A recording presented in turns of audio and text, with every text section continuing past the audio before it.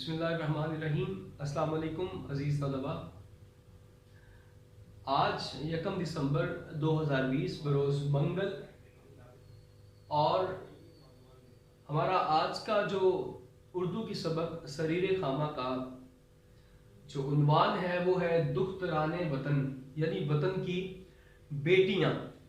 اس عنوان پر آج ہم آج کا ہمارا یہ سبق ہے۔ سبجیکٹ اردو، ٹاپک ہمارا دختران وطن، اور اس کا خلاصہ ابھی ہم پڑھنے جا رہے ہیں۔ تو اس کا آغاز کرتے ہیں۔ عورت کو جب اسلام آیا، اسلام نے عورت کو عظمت دی، ایک وقار دیا، ایک احترام دیا۔ تو عورت کسی بھی روپ میں ہو، وہ ماں ہو، وہ بہن ہو، بیوی ہو یا بیٹی ہو، اس کا ایک احترام ہے، اس کی عظمت ہے۔ ٹھیک ہے؟ تو یہ عظمت اور یہ احترام، یہ وقار، یہ عزت اس کو دین اسلام نے عطا کی ہے۔ کسی بھی روپ میں عورت ہو، اس کی جو قائدانہ صلاحیتیں ہوتی ہیں، تو وہ ہمیشہ سے بہت سی ایسی خواتین ہیں جنہوں نے اپنی قائدانہ صلاحیتوں کے ذریعے اپنا لوہا منوایا، اپنا نام اونچا کیا۔ اس میں بڑی ساری مایہ ناز خواتین ہیں۔ اگر ہم دین اسلام میں دیکھیں تو امہات المومنین، جن کی بے حد قربانیاں ہیں، بے حد ان کی محنتیں ہیں دین اسلام کی سربلندی کے لیے، ان کا سب سے پہلے بڑا کردار ہے۔ اچھا، امور خانہ داری پر توجہ دینے کے لیے ہی صرف خاتون کو سمجھا جائے کہ اس کا کام صرف گھر کی دیکھ بھال کرنا ہے، تو اس کا مطلب یہ ہے کہ اس کی وہ جتنی اللہ تعالیٰ نے اس کو صلاحیتیں عطا کی ہیں، جتنا کچھ اللہ تعالیٰ نے اس کو عطا کیا ہے، اس کو ہم یکسر فراموش کر دیتے ہیں کہ عورت صرف گھر میں رہے، گھر میں رہ کر ہی وہ گھر کے تمام کام کاج اس کو دیکھے۔ تو اس سے کیا ہوتا ہے، اس کی صلاحیتیں جو ہوتی ہیں وہ ختم ہو کے رہ جاتی ہیں۔ اس لیے کیا کرنا چاہیے؟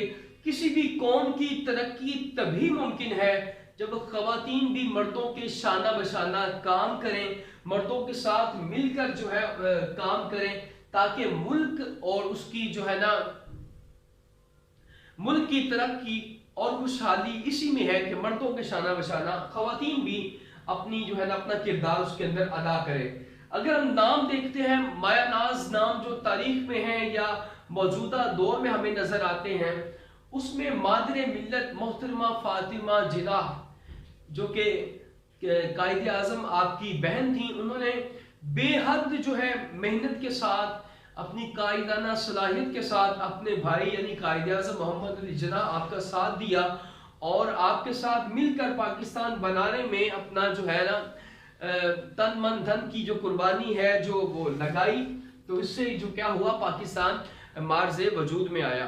دوسرا اگر ہم دیکھتے ہیں تو محترمہ بے نظیر بھٹو کا نام بھی ہمارے سامنے ایک تاریخ میں ایک ایسی خاتون کا نام بھی آتا ہے جو کہ شہید ہو چکی ہیں، لیکن ان کا نام آج بھی کیوں لیا جاتا ہے؟ انہوں نے ہمیشہ خواتین کے لیے کام کیا، غریبوں کے لیے کام کیا، خواتین کی تعلیم و تربیت پر وہ ہمیشہ سے کوشاں رہیں تاکہ لوگ زیادہ سے زیادہ اس کے اندر پڑھیں، خواتین زیادہ سے زیادہ پڑھیں۔ تو اس لیے تاریخ میں ان کا نام یاد رکھا جاتا ہے، رکھا جائے گا، اور سنہری حروف میں لکھا جائے گا۔ اگر ہم دیکھتے ہیں تعلیم کا میدان ہو یا کھیل کا میدان، بہت سی ایسی خواتین ہیں پاکستان کی جنہوں نے اپنی قائدانہ صلاحیتوں کا لوہا منوایا۔ تعلیم کے میدان کے اندر اگر ہم دیکھیں تو کرن خان کا نام پہلی نمبر پر آتا ہے تعلیم کے کھیل کے میدان میں، کہ جو پاکستان کی پہلی خاتون تیراک بنی، جنہوں نے بہت سے اولمپک مقابلوں کے اندر، بہت سے انٹرنیشنل جو کھیل ہوتے ہیں ان کے اندر انہوں نے اپنی صلاحیتوں کا لوہا منوایا اور بہت سے تمغے پاکستان کے لیے حاصل کیے۔ تو یہ ہے کرن خان۔ اس کے بعد اگر نام لیا جائے دوسری ایک باہمت اور باحوصلہ خاتون کا، جو کہ ثنا میر ہے، جو پاکستانی خواتین کرکٹ ٹیم کی کپتان بھی رہ چکی ہیں، تو انہوں نے اپنی اس جو ہے نا کپتانی کے اندر پاکستان کے لیے بہت سارے جو ہے تمغے بھی حاصل کیے، بہت ساری ٹرافی جو ہے وہ انہوں نے حاصل کی۔ اس کے بعد نام شہدا بلوچ کا آتا ہے، یہ بھی ایک باہمت، ایک باحوصلہ اور جد و جہد والی خاتون ہے، شہدا بلوچ، کہ انہوں نے فٹ بال کے اندر پاکستان کا نام روشن کیا اور فٹ بال کے اندر اپنی صلاحیتوں کا، اپنی قائدانہ صلاحیتوں کا لوہا منوایا۔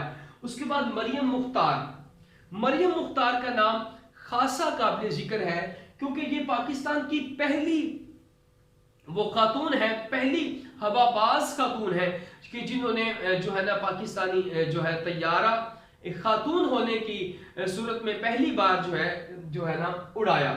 پہلی ہوا باز خاتون پاکستان کی وہ ہے کون ہے جی؟ مریم مختار۔ اس کے بعد یہ ایک جوان سالہ باہمت خاتون اور عزم رکھنے والی، ایک حوصلہ رکھنے والی ایک خاتون ہے، جو کہ ایک نمونہ بن کر ہمارے سامنے آتی ہیں کہ ہم جہاں اپنے بیٹوں کی تعلیم و تربیت پر زور دیتے ہیں، اسی طرح ہمیں اپنی اولاد کی، اسی طرح ہمیں اس کی جو ہے بیٹیوں کی تعلیم و تربیت پر بھی زور دینا چاہیے۔ یعنی بیٹوں کے ساتھ ساتھ بیٹیوں کو بھی برابر کے اگر آپ حقوق دیں گے، ان کو جو ہے نا برابر کی تعلیم ان پر توجہ دیں گے، تو اس سے کیا ہوگا؟ ایک گھر کے اندر جو ہے نا ایک ماحول بڑا خوشگوار ہوگا، ایک اچھا پڑھا لکھا ماحول ہوگا، اور پاکستانی جو ہے نا نسل ہے بڑی آگے اس طرح بڑھے گی، اور ایک کامیاب معاشرہ اس سے کیا ہوگا؟ بنے گا۔ اس کے بعد اگر آپ دیکھیں غلام سغرا سولنگی ایک خاتون ہے جن کا نام ہمارے سامنے آتا ہے۔ انہوں نے کیا کیا؟ ان کے حالات اتنے جو ہے نا ناسازگار ہو گئے کہ ان کے لیے جو ہے نا پڑھنا مشکل ہو گیا، لیکن انہوں نے علم کا دامن پھر بھی اپنے ہاتھ سے نہ چھوڑا اور سخت محنت کرتی رہی، اور انہوں نے پھر کیا کیا؟ ماروی رورل ڈیولپمنٹ کے نام سے ایک فاؤنڈیشن بنائی، جس کو پوری دنیا میں پذیرائی ملی، اور لوگوں نے ان کو ایک اچھے جو ہے نا نام سے سراہا، اور ان کا نام پوری دنیا میں مشہور ہوا۔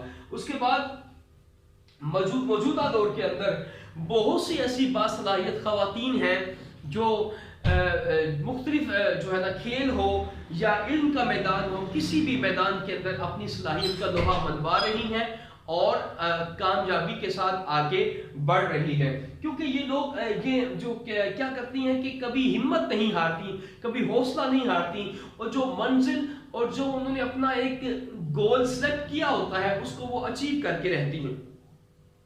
اس لیے ہمیں کیا کرنا چاہیے؟ آنے والے وقت کو روشن ہم اسی طرح روشن کر سکتے ہیں، ہمارا آنے والا وقت، آنے والا مستقبل اسی طرح روشن ہو سکتا ہے کہ ہم اپنی بیٹیوں کو بھی بیٹوں کے مقابلے میں جو ہے تعلیم و تربیت ان کو دلوائیں، ان کی تعلیم و تربیت کا خاص خیال رکھیں، کیونکہ کامیاب معاشرہ تب ہی جو ہے نا ترقی پاتا ہے کہ مردوں کے شانہ بشانہ خواتین بھی تعلیم و تربیت میں اپنا کردار ادا کریں اور ملک و ملت کا نام روشن کریں۔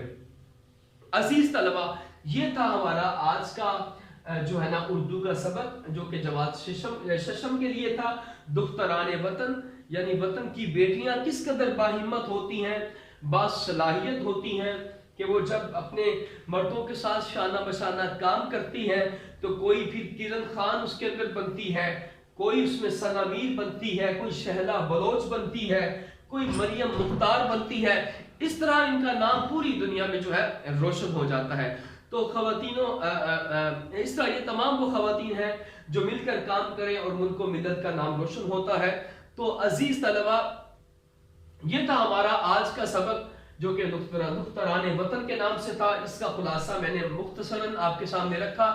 اگر آپ یہ خلاصہ پڑھیں گے، اس کو دیکھیں گے، سنیں گے، تو ایک بہترین خلاصہ جس کے آپ جو ہے نا پورے نمبر بھی اس میں سے حاصل کر سکتے ہیں اگر آپ ان پوائنٹس کو لکھیں گے اور ان پوائنٹس کو دیکھتے ہوئے اپنا خلاصہ مکمل کریں گے۔ اس کے ساتھ اگر آپ کو یہ یاد ہوتا ہے تو آپ اپنے لیے سوالات کے جوابات بھی آپ کو بہترین جو ہے یاد ہو جائیں گے۔ تو عزیز طلبہ، ہمارا آج کا سبق یہاں پر اختتام پذیر ہوتا ہے۔ اگلے سبق کے ساتھ انشاءاللہ حاضر ہوں گے۔ اللہ آپ کا حامی و ناصر ہو۔ بہت شکریہ۔